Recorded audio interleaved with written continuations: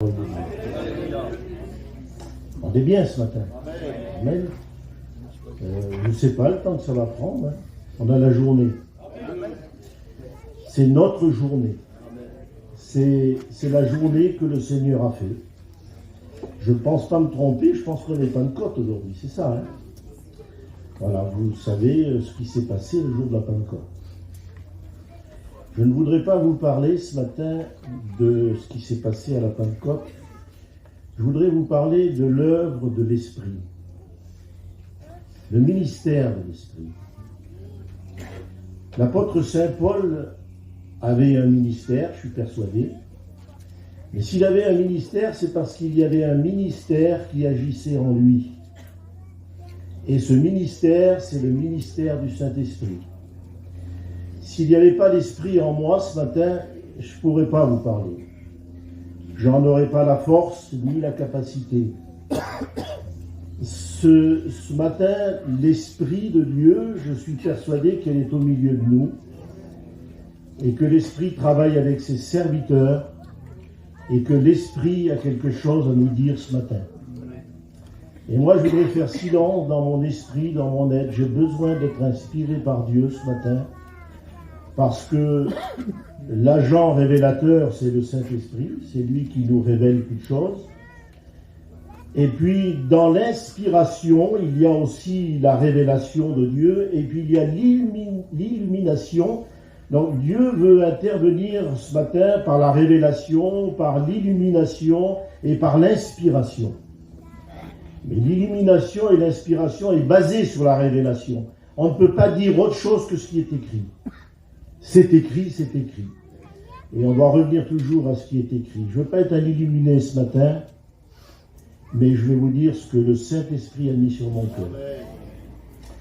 Voilà, je suis moi de la région de Bordeaux. Je suis content, heureux d'avoir fait la connaissance de l'église de Rennes.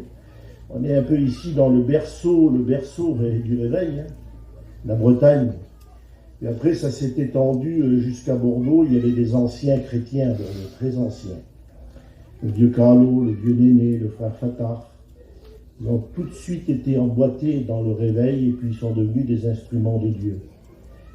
Et donc, je suis heureux d'être avec vous ce matin et partager le conseil de Dieu. Donc, voilà, chacun a une méthode, chaque prédicateur a sa méthode. J'honore la méthode des frères. Des fois, j'envie un bon prédicateur, un bon évangéliste. Je voudrais être un évangéliste. Pour moi, c'est le plus beau des ministères, être évangéliste. Que Dieu nous donne des ministères, des évangélistes puissants. Notre peuple a besoin d'être évangélisé. On a besoin de cela. Et puis, donc, chacun a sa méthode. Moi, je suis un petit peu plus porté sur le chrétien. Voilà, c'est comme ça. Quand je lis la Bible, c'est pour les chrétiens. Alors, je voudrais vous enseigner ce matin et vous exhorter en même temps. Exhorter, enseigner. Exhorter, enseigner, c'est donner des buts. Exhorter, c'est dire comment atteindre ces buts. Parce que donner des buts, c'est bien, mais ne pas savoir comment atteindre les buts, c'est pas évident. Donc Jésus enseignait, exhortait, les apôtres enseignaient, exhortaient, c'est donner des buts et dire comment les atteindre. Alors je veux faire une lecture vite avec vous, ce sera pas la base de mon message, mais j'ouvre mon message par cette lecture. Je voudrais lire avec vous dans l'Épître aux Romains, chapitre 8. Romains, chapitre 8. Et voici ce que l'apôtre Saint Paul dit ici.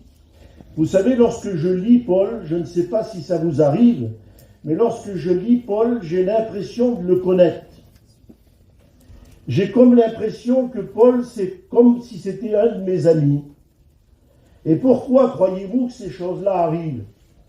Parce que le même esprit qui agissait en Paul, c'est le même esprit qui agit en nous. Et voyez-vous, si je devais poser des questions à l'apôtre Paul ce matin, si je devais l'interroger par rapport à ce qui est écrit, il n'est pas là pour me répondre, mais celui qui l'a inspiré à lui, il est là ce matin. Et il peut nous révéler ce qu'il a dit à Paul et ce que Paul a écrit. Romains chapitre 8, il est dit ceci, « Il n'y a donc maintenant aucune condamnation pour ceux qui sont en Jésus-Christ. » Fini, plus de condamnation. non pour ceux qui marchent selon la chair, mais selon l'esprit. En effet, la loi de l'esprit de vie nous a affranchis de la loi du péché et de la mort, car chose impossible à la loi parce que la chair la rendait sans force. Dieu a condamné le péché dans la chair en envoyant à cause du péché son propre Fils, dans une chair semblable à celle du péché, et cela afin que la justice de la loi fût accomplie en nous, nous qui marchons non selon la chair, mais selon l'esprit. Ceux en effet qui vivent selon la chair s'affectionnent aux choses de la chair, tandis que ceux qui vivent selon l'esprit s'affectionnent aux choses de l'esprit. Et l'affection de la chair, c'est la mort, tandis que l'affection de l'esprit, c'est la vie et la paix. Car l'affection de la chair est inimitié contre Dieu, parce qu'elle ne se soumet pas à la loi de Dieu, et qu'elle ne peut même pas. Or, ceux qui vivent selon la chair ne sauraient plaire à Dieu. Pour vous, vous ne vivez pas selon la chair, mais selon l'esprit, si du moins l'esprit de Dieu habite en vous. Amen. Si quelqu'un n'a pas l'esprit de Christ, il ne lui appartient pas.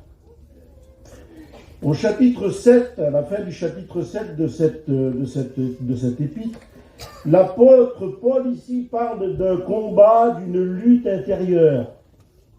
Et cette lutte intérieure qu'il connaît, il dira, moi, le bien que je veux faire, je ne peux pas le faire. Quand je fais le bien, le mal est attaché à moi. On sent qu'il y a une lutte. Et cette lutte, elle est liée à son entendement. Et son entendement le rend captif de la loi du péché.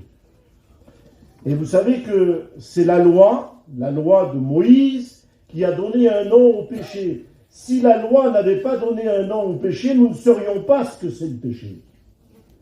Donc il était captif là dans son entendement par la loi du péché. Et puis il dira, je suis aussi esclave dans ma chair, parce que la chair ne pouvait pas mettre en valeur, si vous préférez, la vie de l'esprit. Alors il y avait cette lutte, ce combat intérieur, mais à un moment donné, l'apôtre Paul dit ici, gloire soit rendue à Dieu en Jésus-Christ, parce que la loi de l'esprit de vie m'a affranchi de la loi du péché et de la mort. Chose impossible à la loi de Moïse, parce que la chair la rendait sans force. De la sortie d'Égypte jusqu'au mont Sinaï, il s'est écoulé 50 jours. Il y a eu 10 jours de marche. Moïse est resté 40 jours sur la montagne. Donc ça fait 50 jours de la libération jusqu'à la promulgation de la loi. Dieu a donné la loi aux hommes, cette loi que vous connaissez, que l'on retrouve dans les 10 commandements. 50 jours. De la résurrection de Jésus à la Pentecôte, il s'est écoulé 50 jours. 50 jours où la seconde loi, la loi de l'esprit de vie, est intervenue. Donc aujourd'hui, nous sommes dans la dispensation de l'esprit, la seconde loi, la loi de l'esprit de vie qui m'a affranchi de la loi du péché et de la mort. Alors ce que je voudrais que vous compreniez, c'est que pour être un chrétien vainqueur, la meilleure façon d'être vainqueur, eh bien, c'est de laisser agir l'esprit. Amen. C'est de laisser faire l'esprit. Et c'est ce que je voudrais développer avec vous ce matin, laisser faire l'esprit. Donc dans le processus du salut, il y a un processus du salut, il y a plusieurs doctrines. Et dans ces plusieurs doctrines, il y a 3 groupes en réalité. Il y a 3 fractions. Il y a notre part à nous, il y a la foi, il y a la repentance, il y a la conversion, ça vous le savez. Et puis ensuite, il y a ce que Dieu met à notre disposition. Mais ça, vous n'êtes pas obligé de le prendre. Chacun est libre d'accepter ou de refuser ce que Dieu met à notre disposition. Il y a dans cela le pardon. Il y a la substitution. Il y a l'imputation. Il y a la justification. Il y a l'adoption et j'en passe. Ça, c'est ce que Dieu met à notre disposition. Et puis, il y a ce que Dieu accomplit en nous. Et ce que Dieu accomplit en nous, c'est la régénération, c'est-à-dire la nouvelle naissance, c'est la sanctification et c'est la glorification. Ça, c'est ce que Dieu accomplit en nous. Pourquoi je vous dis cela? Parce que la nouvelle naissance n'est pas le but final de la vie chrétienne. Parce qu'il y a des gens qui s'imaginent, s'ils sont nés de nouveau, ça s'arrête là. Ça ne va pas plus loin, mais ce n'est pas le but final, la nouvelle naissance. C'est le commencement d'une nouvelle vie avec Dieu. C'est ça la nouvelle naissance. Et le but final, c'est la glorification. La glorification se fera, c'est Dieu qui l'achèvera, notre glorification. Elle se fera au son de la trompette de Dieu, à la voix d'un archange. Il est dit que les morts en Christ ressusciteront et nous, les vivants, nous serons changés. C'est-à-dire que la semence que nous avons reçue de Dieu, elle va s'éclater, notre corps va s'éclater et nous recevrons un corps glorifié, un corps semblable à celui du Christ.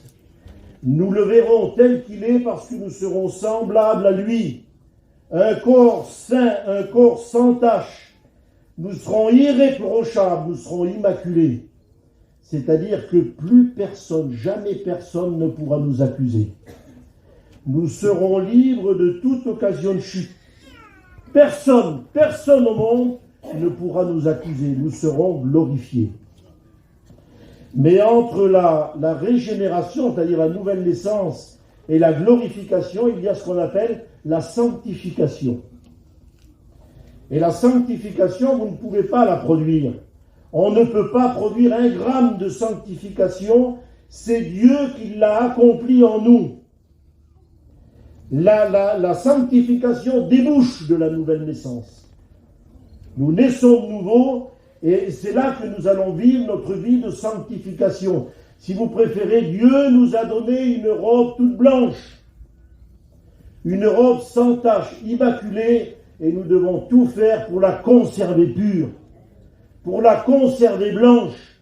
C'est ça la marche de la sanctification. La sanctification signifie couper, séparer de notre ancienne vie. Nous sommes totalement justifiés, nous sommes parfaits par l'offrande du corps de Christ.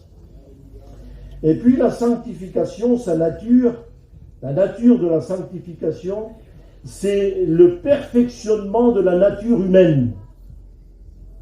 Si vous préférez, ça consiste à faire mourir, à nous dépouiller de notre vieille nature, du vieil homme, de ses œuvres. Voilà à quoi consiste la sanctification. Alors, elle peut être positionnelle et progressive. Il y a un aspect positionnel dans la sanctification. Nous sommes sanctifiés, justifiés. Et puis, nous allons aller de progrès en progrès. Elle est positionnelle et progressive. Alors, sur le plan positionnel, nous sommes tous égaux. Il n'y en a pas un qui est plus saint que l'autre. Mais sur le plan progressif, on peut être par rapport à d'autres plus saint que d'autres. Il y a certains gens qui marchent plus dans la sanctification que d'autres. Et ça, il faut le dire. Alors, c'est ce que je vais lire avec vous. Et on va développer le message de ce matin et je ne voudrais pas être trop long. Voici ce que l'apôtre Paul dit en Éphésiens, chapitre 4, verset 17. Et là, l'apôtre Paul, il s'adresse à des chrétiens. Il s'adresse à des gens qui sont nés de nouveau. Et il dit ceci: voici ce que je dis et ce que je déclare dans le Seigneur. C'est que vous ne devez plus marcher comme les païens, qui marchent selon la vanité de leurs pensées. Ils ont l'intelligence obscurcie, ils sont étrangers à la vie de Dieu à cause de l'ignorance qui est en eux et à cause de l'endurcissement de leur cœur. Ayant perdu tout sentiment, ils se sont livrés à la dissolution pour commettre toute espèce d'impureté jointe à la cupidité. Mais vous, ce n'est pas ainsi que vous avez appris Christ. Si du moins vous l'avez entendu, et si conformément à la vérité qui est en Jésus, c'est en lui que vous avez été instruits à vous dépouiller.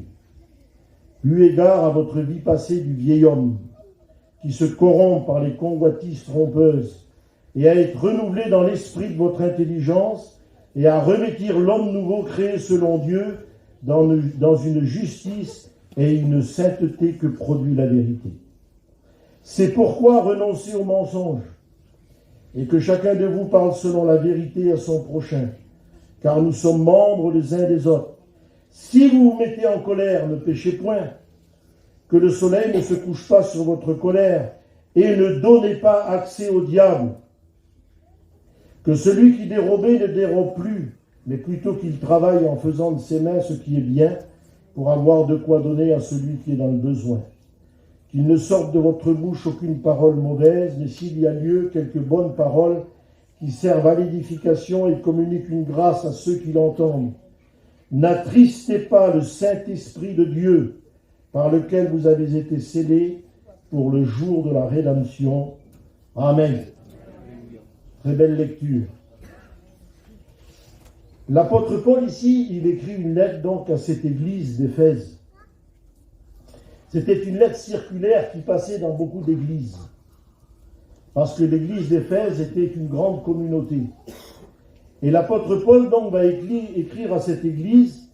C'est une église qui a connu un réveil spirituel, cette église.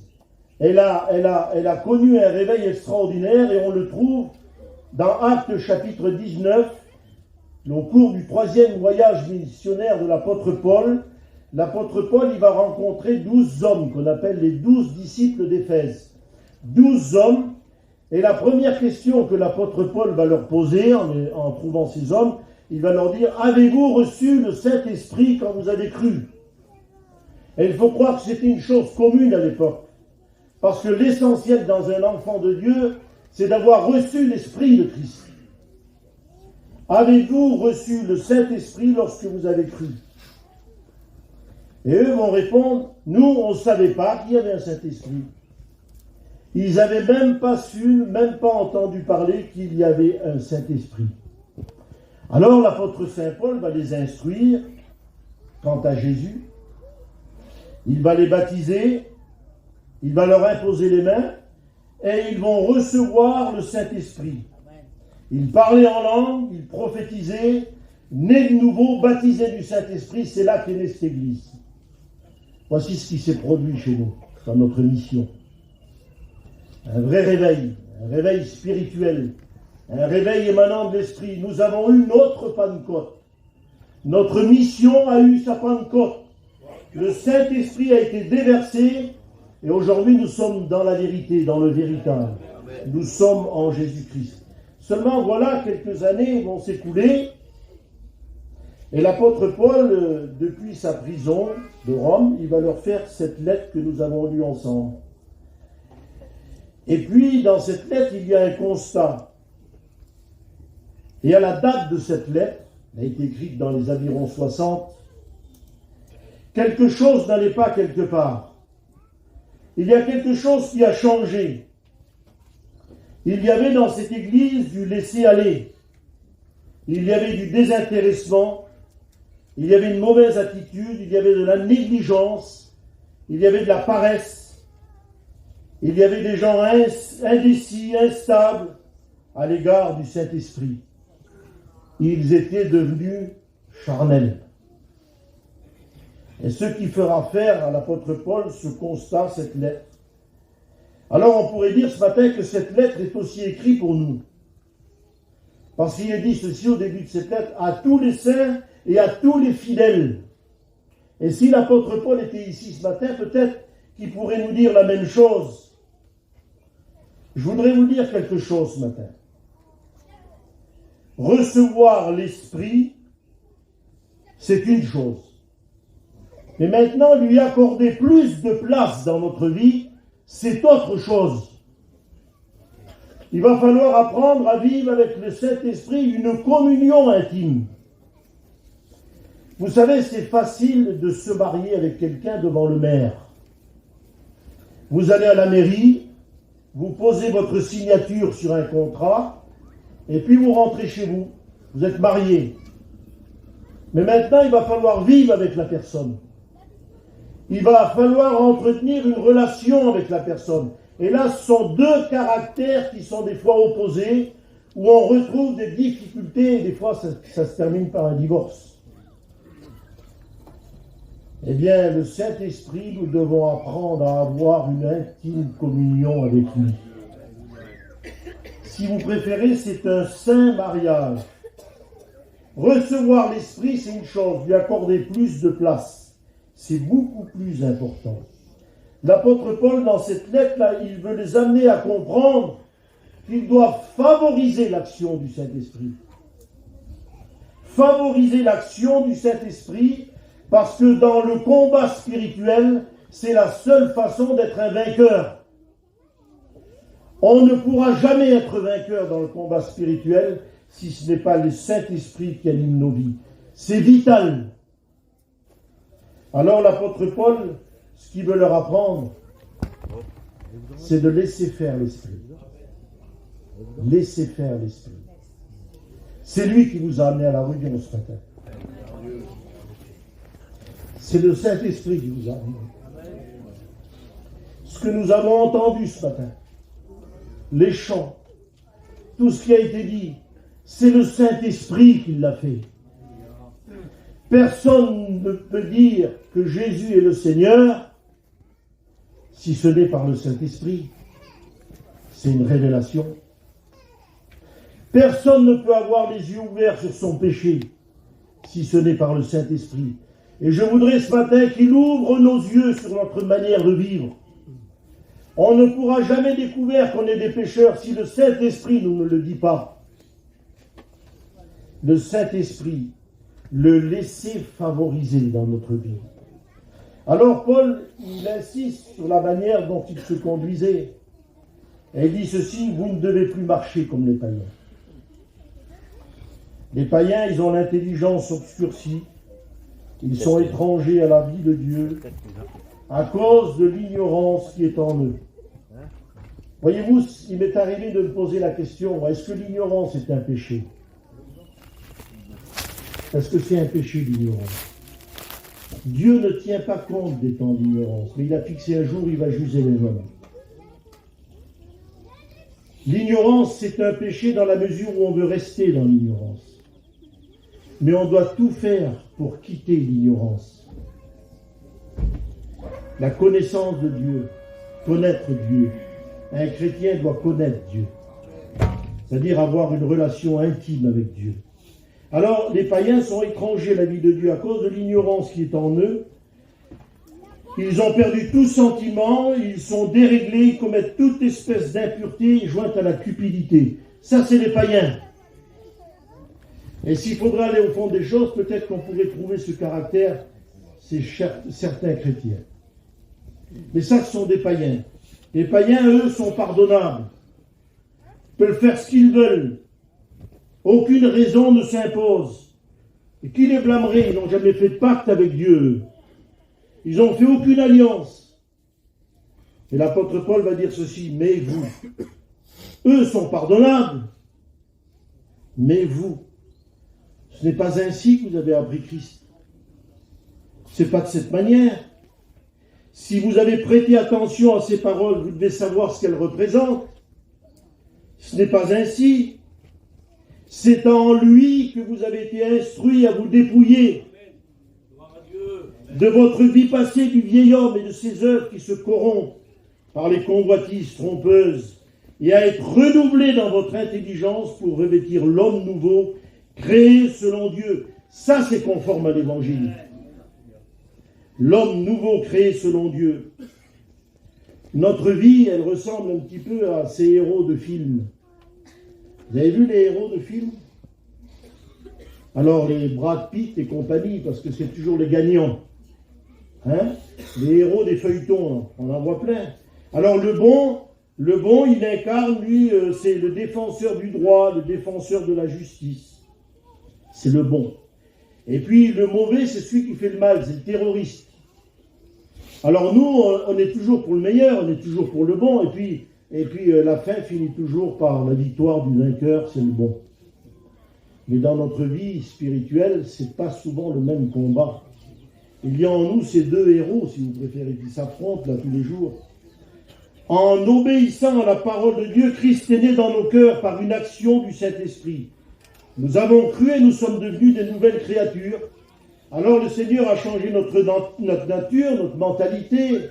Il a changé notre conception de vivre, notre vision. Nous sommes devenus une nouvelle créature. Nous l'avons chanté tout à l'heure. Vie nouvelle. Mais depuis que nous sommes nés de nouveau, la nouvelle nature, elle doit prendre le dessus. Cette nouvelle vie, elle doit puiser ses forces dans une intime communion avec le Saint-Esprit. Alors notre nouvelle nature va devenir forte. Elle va grandir, elle va devenir forte. Et la vieille nature va perdre de sa vigueur. Elle va mourir, elle va mourir. Nous sommes transformés à son image, de gloire en gloire, comme par le Seigneur l'Esprit. Nous sommes transformés. C'est un renouvellement spirituel. Mais croyez-vous que la vieille nature, elle est toujours là? La vieille nature est toujours là, jamais satisfaite, avec ses passions, avec ses désirs, avec ses convoitises, qui donnent à Satan la capacité de nous asservir. Parce que Satan est appelé l'homme fort. Mais parfois, nous pouvons donner des forces supérieures à l'homme fort. Parce que nous sommes des armes dans lesquelles il se confie parfois. Alors, les convoitises. Dans la Bible, on voit qu'il y a Satan. Satan, il y a le péché, il y a la chair, et il y a moi. Et ça fait du monde, tout ça. Satan, le péché, la chair et moi. Satan, il est l'auteur du péché. Et le péché, c'est son évangile. Le diable, il a un évangile. Et son évangile, c'est le péché. Et le terrain d'action du péché, c'est la chair. Il se manifeste dans la chair. La chair, maintenant, comprenez bien que c'est une partie de moi. Si vous affrontez la chair et si vous essayez de détruire la chair, vous allez vous détruire à vous. N'essayez pas d'affronter la chair. Laissez faire l'esprit en vous. Laissez grandir l'esprit. Ne vous préoccupez pas de ce qui est charnel, terrestre. Préoccupez-vous plutôt de ce qui est spirituel. Laissez grandir le spirituel en vous. L'apôtre Paul dira ici, j'ai été crucifié, moi, avec Christ. J'ai été crucifié, et si je vis. Et voyez-vous, ici, il y a des pronoms personnels. Moi, je. J'ai été crucifié avec Christ. Et si je vis, moi. Ce n'est plus moi qui vis, mais c'est Christ qui vit en moi. Et si je vis dans la chair, moi, c'est vrai que je vis dans la chair. Je le vis, oui, mais je le vis dans la foi au Fils de Dieu, qui m'a aimé et qui s'est livré lui-même pour moi. Voyez-vous, c'est le genre de foi que le diable n'aime pas, ça. C'est la foi qui se donne. Mais c'est la foi aussi qui laisse faire Dieu. Parce que vous remarquerez, il faut plus de foi pour laisser faire Dieu que pour faire. Parce que quand c'est Dieu qui fait, c'est lui qui fait les choix. Comprenez bien que quand c'est nous qui faisons nos choix, alors on fait nos choix par rapport à ce qui nous attire, par rapport à ce que l'on aime. Laissez faire Dieu, compter sur Dieu, s'asseoir, se reposer en lui. Vous ne pourrez pas ajouter un grade de sanctification à ce que Dieu a produit en vous. Laissez faire le Seigneur. C'est plus facile de faire que de laisser faire. Voyez-vous, Jésus a dit un jour, celui qui boira de l'eau que je lui donnerai, il n'aura jamais soif. Mais ça, c'est l'eau que lui donne. Et seulement nous, on préfère aller puiser nous-mêmes. On va puiser à toutes sortes de sources, mais on ne va pas à la bonne source. L'eau que je lui donnerai, l'eau qui vient de Dieu. Alors on fait nos choix. Quand c'est Dieu qui fait, c'est lui qui impose. il impose le rythme, il impose la cadence. Vous savez ce que dit le prophète Amos? 2 hommes marchent-ils ensemble sans en avoir convenu auparavant? Il faut d'abord trouver un accord pour qu'on marche avec quelqu'un. Voyez-vous, il est dit ceci, que Enoch était un homme de Dieu, il a marché 300 ans avec Dieu. Eh bien, Enoch, il n'est pas dit que c'est Dieu qui marchait avec lui. Dieu ne marchait pas avec Enoch, c'est Enoch qui marchait avec Dieu. Et c'est Dieu qui lui a imposé le rythme, la cadence. Laissons faire Dieu. Laissons-le agir dans notre vie. Chacun est tenté. Ben oui, on est amorcé par notre propre convoitise. La convoitise enfante le péché, et le péché, qu'est-ce qu'il fait? Il produit la mort. Ne faisons pas nos choix. Laissons faire Dieu. Et cette fois-là, elle se glorifie en Christ. Elle ne se glorifie pas en la chair. Il y a des gens, lorsqu'ils témoignent, des fois on les entend parler de leur vie passée, ça dure des heures. Et puis 2 minutes, ils disent, le Seigneur a transformé ma vie. Voilà. Ne mettez pas la chair en avant.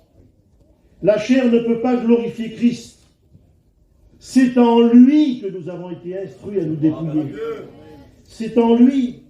Nous sommes transformés en la même image. C'est un processus. L'apôtre Paul dit ceci, regardez. Philippiens 3:3. Paul dit ceci. Méfiez-vous des chiens, des mauvais ouvriers. Et dans une autre version, il est dit ceci, des bricoleurs du service de Dieu. C'est bien de charnel, ça, non? Méfiez-vous des chiens, des bricoleurs du service de Dieu. Et il dira, les vrais enfants de Dieu, c'est nous. Et vous savez qui c'est nous? C'est nous qui rendons un culte à Dieu par l'Esprit. Nous rendons un culte à Dieu par l'Esprit de Dieu. Si nous sommes ce que nous sommes, nous allons prier tout à l'heure. C'est parce que l'Esprit nous donnera la force et le moyen de le faire. C'est par l'Esprit que nous sommes. Nous qui rendons un culte par l'Esprit, qui nous glorifions en Christ et qui ne mettons point notre confiance en la chair. Voici ce que dit Paul en Philippiens 3:3. Et il dira, moi me confier en la chair, Paul il dira ça. Et il dit, moi si je veux me confier en la chair, je le puis bien plus que tous. Ben, il dit, moi j'étais circoncis le 8e jour de la race d'Israël, de la tribu de Benjamin, hébreu selon la loi, pharisien selon le zèle, j'étais persécuteur de l'Église, j'étais irréprochable dans la justice. Mais il dira, mais ces choses-là, moi, ces choses-là, je les ai regardées comme une perte, comme de la boue, afin de gagner Christ. Parce que le plus important, c'est de gagner Christ. Voyez-vous, la chair va nous laisser pauvres. Vous le savez, ça? Que la chair va nous laisser pauvres. Parce qu'on finira tôt ou tard par haïr ce qu'on a aimé le plus. Tôt ou tard, on n'aimera plus toutes les choses pour lesquelles on a gaspillé toute notre énergie. Elle va nous laisser pauvres. C'est vrai pour tout. Ben, demandons à Judas, tiens. Judas, il aimait l'argent. Et puis à la fin de son parcours, il a eu une forte aversion. Il a jeté cet argent qui était pour lui un objet de malédiction. Dans le livre du prophète Ézéchiel, il est parlé d'un temps, d'une période qui est devant nous et puis qui verra la grande tribulation. Eh bien, il est dit que les gens jetteront leur argent dans les rues. Ils jetteront leur or dans les rues. Ils diront ça, c'est un objet de malédiction pour nous. Tout ce dont ils ont tout fait pour l'obtenir, ça leur viendra en horreur. C'est vrai pour la chair aussi. Les passions charnelles. Vous lisez dans 2 Samuel, chapitre 13, verset 15. Je prends le temps de vous l'expliquer. les passions charnelles. Ici, on trouve l'histoire. David avait une fille qui était extrêmement belle, elle s'appelait Tamar. Elle avait un frère. Et ce frère-là, avec le respect que je vous dois, il était amoureux de sa sœur. Il l'aimait plus que tout au monde, il en était malade. Et puis il maigrissait, il ne mangeait plus. Il ne faut pas vous demander à quel point il aimait sa sœur. Et puis, sous le conseil d'un ami, c'était un petit cousin, il s'appelait Jonadab. Et puis il est dit que ce Jonadab, là, il était assez fin, il était rusé. C'est fou des fois les amis qu'on fréquente. Ils nous donnent des bons conseils terribles. Parce que des fois on aime bien entendre les gens qui disent comme nous. Ça nous réconforte. Et Jonadab, il lui a donné la solution. Il a dit voilà, tu vas te mettre au lit, tu vas faire le malade, et puis tu vas demander à ta sœur de venir te confectionner un gâteau. Et elle te le fera manger de ses propres mains. Et pour aller au plus court, il a abusé de sa sœur. Et quand il a obtenu ce qu'il a voulu, il est dit ceci dans le texte. Qu'il a eu une plus forte aversion envers elle que l'amour dont il l'avait aimée. Il l'a eu en horreur. Vous voyez que la chair va nous laisser pauvres. Elle va nous démunir de tout. Jésus a dit, celui qui perdra sa vie à cause de moi, la retrouvera. Dieu nous demande du renoncement. Caïn, il a offert le meilleur de lui-même. Il a offert le produit de la chair, Caïn. Caïn, il aurait dû faire le même choix que son frère parce qu'ils ont été instruits tous les deux. Abel a été instruit selon les voies de Dieu. Il a offert un sacrifice qui a été agréable à Dieu. Et Caïn, il a offert le travail de ses vains efforts. Il n'a pas compris que dans les légumes, il n'y avait pas de sang. Abel a offert à Dieu et Caïn a offert. Les intentions étaient bonnes, mais le choix était mauvais. On ne peut pas glorifier Dieu dans la chair, c'est pas possible. Si le Saint-Esprit remplissait le tabernacle, si le Saint-Esprit remplissait le temple, ce n'était pas à cause de Moïse, ce n'était pas à cause de ceux qui officiaient dans le tabernacle, mais c'était à cause de ce que le tabernacle représentait. C'était une parfaite représentation de la personne du Christ. Et si nous voulons recevoir l'Esprit et être remplis du Saint-Esprit, il faut être au pied de Jésus. Il faut être au pied du Seigneur. Si nous voulons être remplis du Saint-Esprit, le tabernacle était une figure de celui qui allait venir. Et c'était à cause de cela que le tabernacle était rempli du Saint-Esprit. Et si nous sommes remplis du Saint-Esprit, nous, c'est parce que Jésus est allé à la croix. Où Jésus a dit tout est accompli, où le feu de Dieu est tombé sur le Christ.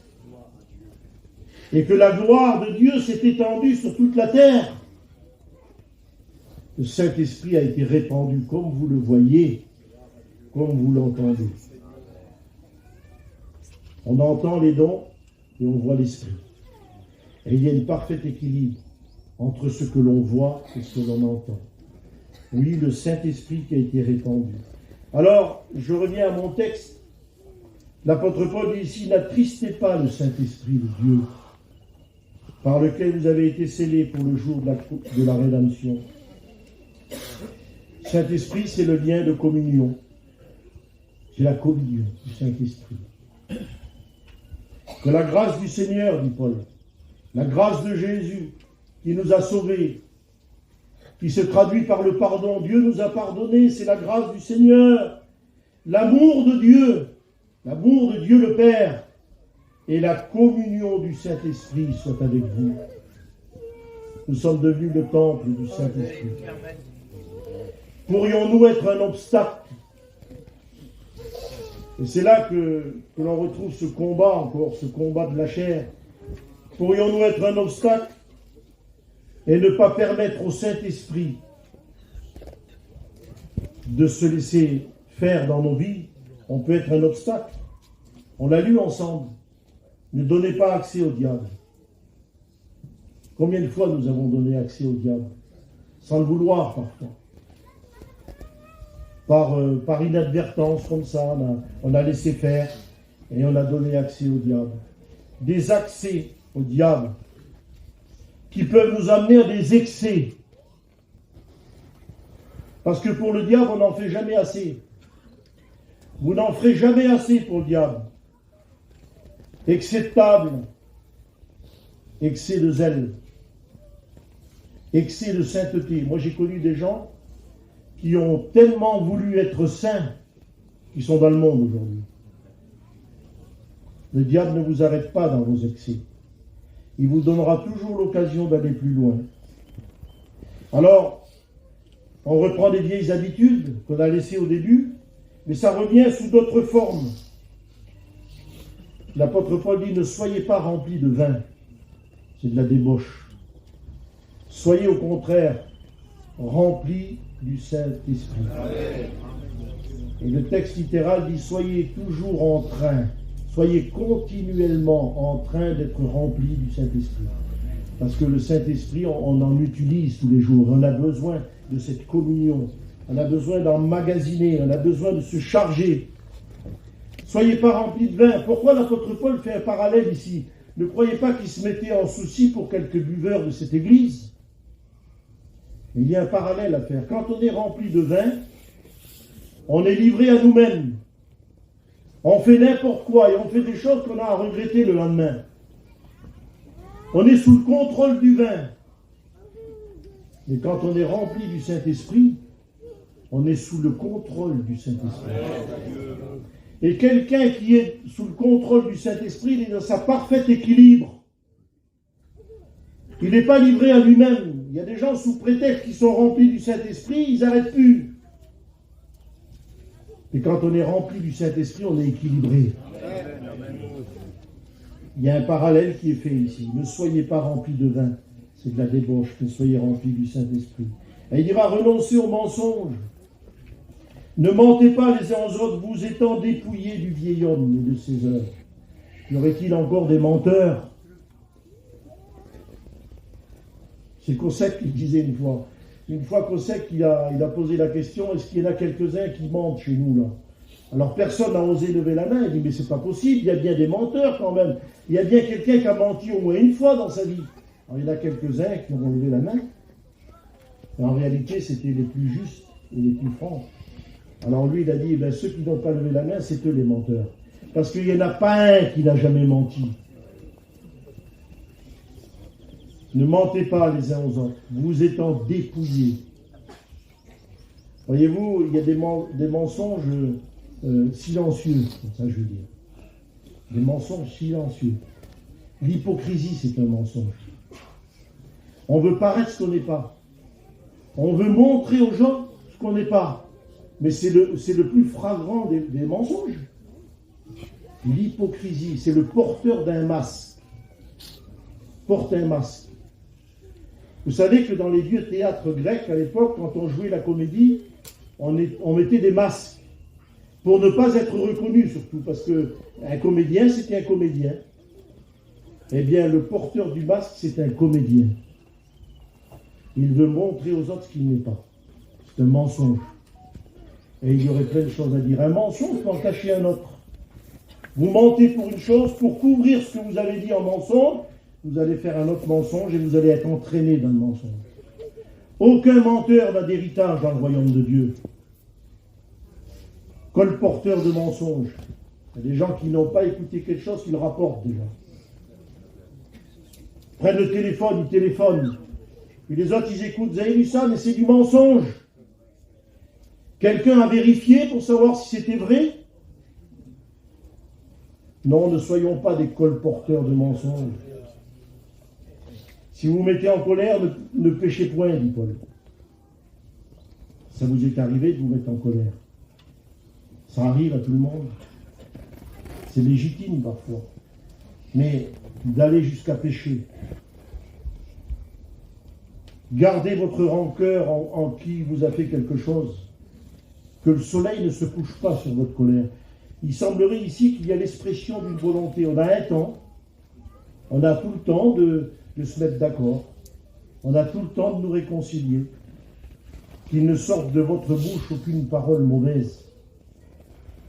Mais s'il y a lieu quelques bonnes paroles qui servent à l'édification et communiquent une grâce à ceux qui l'entendent, c'est quand même plus agréable de s'exhorter entre nous et de parler des choses de Dieu. Les querelles, de l'animosité, langage déplacé, des plaisanteries malsaines. Il y a des gens qui plaisantent. Et quand ils vous parlent, ils vous le disent sous forme de plaisanterie. Parce qu'il avait envie de le dire, alors il l'a dit sous une forme de plaisanterie. C'est un langage déplacé. Faux pas, ça arrive de frères et sœurs, ça arrive de faire des faux pas. Mais faire une succession de faux pas, c'est grave. On ne peut pas semer la légèreté et récolter la solidité, c'est pas possible. Les mariages, les divorces, les problèmes, les disputes. Nous avons été instruits à nous dépouiller du vieil homme et de ses œuvres. Les mauvaises attitudes, on pourrait aller loin, je ne voudrais pas prendre de temps, les mauvaises attitudes, la paresse. Jusqu'à quand clocherez-vous des deux côtés, dira l'apôtre, le prophète. Si c'est Dieu, allez vers Dieu. Et si c'est Baal, allez vers Baal. La négligence, la paresse. On voit que 7 tribus d'Israël n'avaient pas reçu leur héritage. Pourquoi? Eh bien, c'était la paresse. Ce qui fera dire à Josué, mais jusqu'à quand négligerez-vous de prendre possession que l'Éternel a juré de donner à vos pères? Jusqu'à quand la paresse? Jusqu'à quand la négligence? Le Saint-Esprit est là pour éveiller nos sens ce matin. Partons à la conquête de la grâce, à la conquête du salut des âmes, de la victoire sur le péché. Si tu ne l'as pas, si tu n'as pas reçu, la réponse c'est la paresse. Il faut se faire violence. Il faut se faire violence. Alors, je vais conclure. Épître aux Philippiens, aux Éphésiens, Paul, c'est une église qui l'exhorte, qui a connu un réveil. Et entre-temps, eh bien, ils sont devenus un peu charnels. Maintenant, si on veut lire la deuxième épître aux Éphésiens, vous ne la trouverez pas. Il n'y a pas de deuxième épître. Vous savez où elle est, la deuxième épître aux Éphésiens? Elle est dans le livre de l'Apocalypse. C'est la deuxième épître aux Éphésiens. Il est dit ceci, Apocalypse chapitre 2. Il parle à l'église d'Éphèse et il dit ceci, souviens-toi d'où tu es tombé. Ils étaient devenus charnels et puis ils s'étaient éloignés encore un peu plus. Souviens-toi d'où tu es tombé. Pratique tes premières œuvres. Souviens-toi, c'est la cause. C'est la raison. Moi, je voudrais bien savoir la raison pour laquelle j'ai chuté, j'ai tombé, j'ai laissé Dieu. La raison pour laquelle je ne peux plus avancer. Seigneur, montre-moi la raison. Souviens-toi ce matin. Reviens et pratique tes premières œuvres.